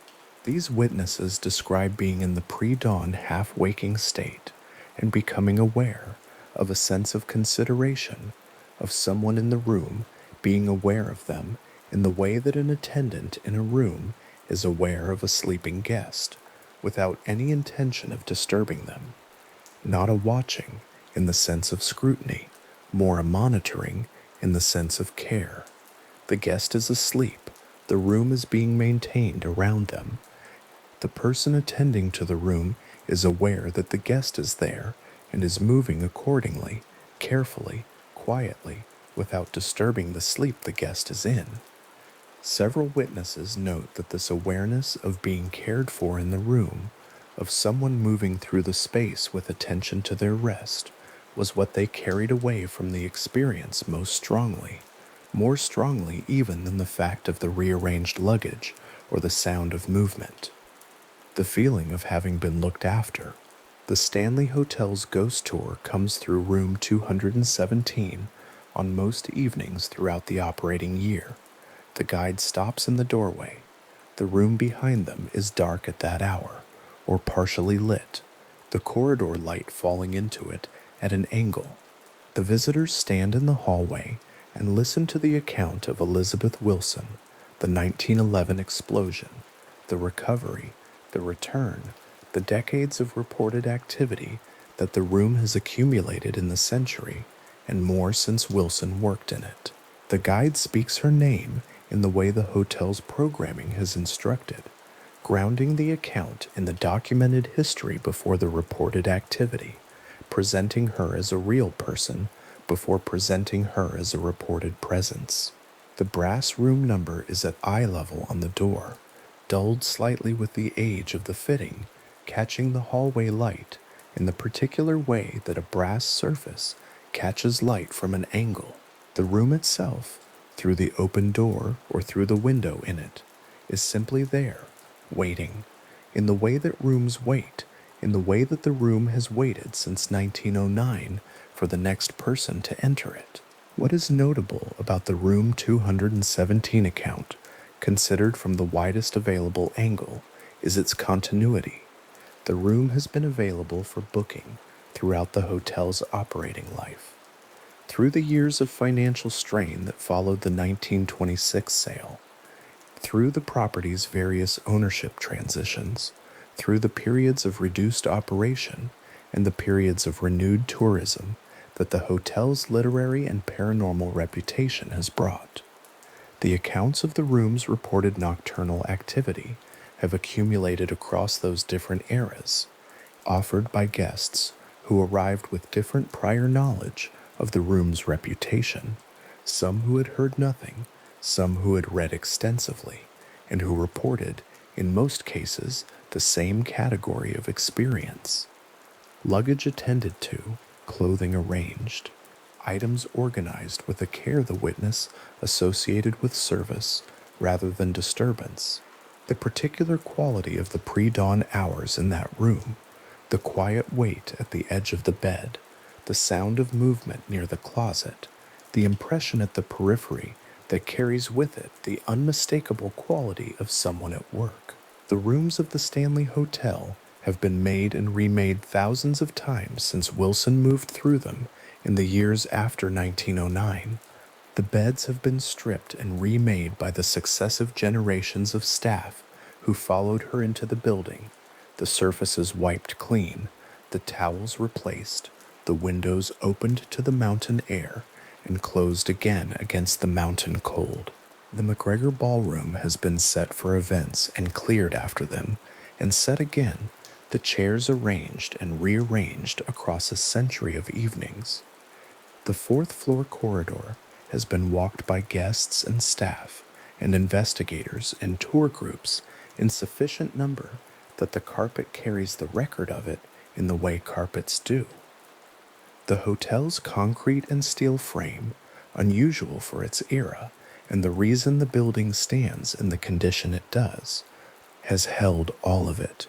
The years, the accounts, the seasons, the history that sits inside its walls in the form of documents and records, and the long accumulating testimony of the people who have slept there. Room 217 sits inside that frame on the second floor, above the McGregor Ballroom, its windows facing the mountain landscape, its high ceilings carrying the silence of the pre-dawn hours with the particular quality that well-constructed walls produce. In the early morning, between 2 and 4, when the mountain dark outside the glass is at its most complete, and the hotel's corridors are quiet, and the last guest who came through the door this evening has been in their bed for hours, the room is doing whatever it does in those hours. The bed is occupied, the suitcase stands on the rack in the corner, the surface of the bathroom counter is bare in the way a counter is bare before someone has been through to organize it. The window shows the dark, the ceiling is high overhead. The room is, by the account of every witness who has described it in those hours, very quiet. And in that quiet, in the pre-dawn dark above the valley, the room appears to receive something, some quality of attention that the morning will have made visible by the time the light comes through the window and the guest wakes to find their things in order. Elizabeth Wilson's name is in the record. It is in the hotel's historical accounts, in the documentation of the 1911 explosion, in the hotel's current programming and tour materials, in the guest reviews and paranormal investigation logs that have accumulated around room 217 across several decades of the modern era. Her name is the name the hotel attaches to the account when the guide stands in the doorway and speaks it to the visitors in the corridor.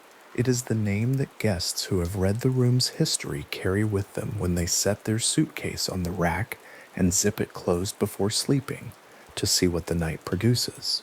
The name belongs in the record to a woman who worked in the hotel with a thoroughness that was noticed, who survived an explosion that by the account of its physics should not have left her available to return to her work, and who returned, what the record cannot establish, what remains, as the room's accounts have always remained.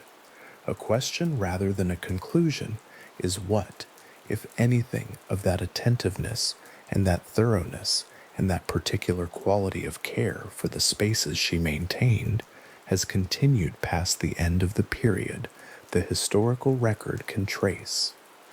The guests come and go from room 217. They book the room months in advance during the peak season and they arrive on the evening of their reservation with their luggage and their prior knowledge of the room, or without it, and they sleep in the bed under the high ceiling above the McGregor Ballroom, and in the morning they check out, and the room is remade by the staff who come through in the daylight hours, and it is ready again for the next arrival. The guest register at the front desk holds their names in the order they stayed, the long accumulation of names that the room has received since 1909, each one a person who occupied the same square footage above the ballroom, looked out the same windows at the mountain landscape, slept under the same high ceiling in the quiet that the hotel's concrete and steel construction produces at night. Some of them woke in the pre-dawn hours to find something had been done in the room while they slept. Some of them slept through the night, undisturbed, and found the room exactly as they had left it. The record holds both kinds of account without explanation, as the record tends to do when the explanation is not available. Room 217 is made up after every departure. The sheets are changed. The surfaces are cleaned. The towels are replaced in the manner the hotel's current housekeeping staff has been trained to place them, the particular fold, the arrangement on the rack, the presentation of the space as it should be for the next person who enters it. The bathroom counter is bare and clean. The luggage rack in the corner stands empty, waiting. The windows face the mountain landscape, and in the morning light, in the particular quality of mountain light, at 7,522 feet, where the air is thin and dry, and the sky begins at a different altitude than it does in the valleys below, the room is simply a room, high-ceilinged, well-maintained, Georgian revival molding along the upper walls. A view of the Rockies from the window, the same view that has been in that glass since 1909, the mountains unchanged by the century of accounts that has accumulated in the room below them. The hotel stands above the valley with its white concrete walls, the same walls that F.O. Stanley raised from the mountain landscape when this was a place his physicians had told him was likely to be the end of him, and turned out to be the beginning of something else entirely. The building is still there. Room 217 is still there. The guest register at the front desk is open to the current page. The names written on it are the names of people who arrived this evening or the evening before, who set their bags down in their rooms and ordered what they needed and went to sleep in the mountain quiet. And somewhere in the building, in the hours between 2 and 4, when the corridors are still and the valley below is dark and the mountain air moves against the concrete walls with the patience of something that has been moving against those walls for a long time. The quiet that the building holds is simply the quiet of a place that has been open since the summer of 1909 and has received, in that time, more than a century's worth of guests and their belongings and their nights and their mornings. The room is made up. The window is open to the mountain air. The curtains move slightly in the draft that the altitude produces, even in a closed room. The small movement of fabric in still air that a building this old and this solidly built generates in its own interior climate. The suitcase on the rack is the current guest's suitcase, zipped or unzipped, depending on what they decided before they slept, depending on whether they arrived knowing the room's account or arrived knowing nothing at all. The mountain dark outside the glass is the same dark that has been outside that glass on every night since 1909. The same darkness above the same valley, the same altitude, the same thin air that F.O.